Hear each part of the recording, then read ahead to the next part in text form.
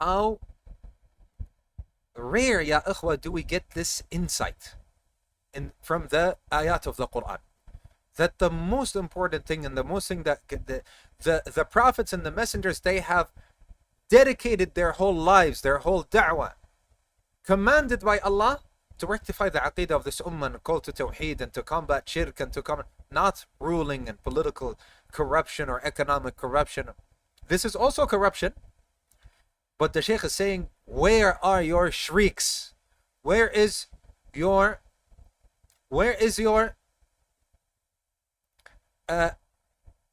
يعني where is your demanding? Where is your concern to the aqidah and to the matters of this ummah before you start speaking about corruption that is economic and political? Before you start talking about how there's corruption in the ruling and corruption in economy and corruption in this and that, where is your concern, your screaming, your torture, your demanding and claims and to rectifying the aqidah of the Muslims? Where is any of that? If you give 10 or 20% to corruption that has to do with the dunya, where is the 80% of your dedication to the corruption of the hereafter, the corruption of the aqidah, the tawheed and the shirk?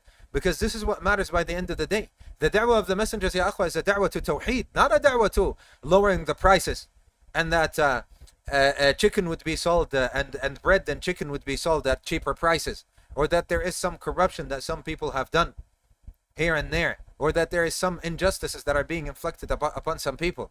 It's not the da'wah of the messengers. The da'wah of the messengers is calling to tawheed and calling to rectifying the aqidah and to turning to Allah Azza wa Jalla and rectifying ourselves, and then as well as shedding some light on the injustices of this dunya and erecting the affairs of the khalq.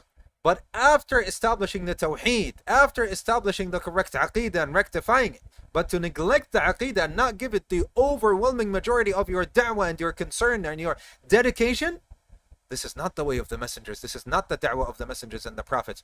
And you will never ever thrive when you take another route to da'wah that is not the da'wah that Allah subhanahu wa ta'ala has commanded the best of mankind, his messengers and prophets, to tread.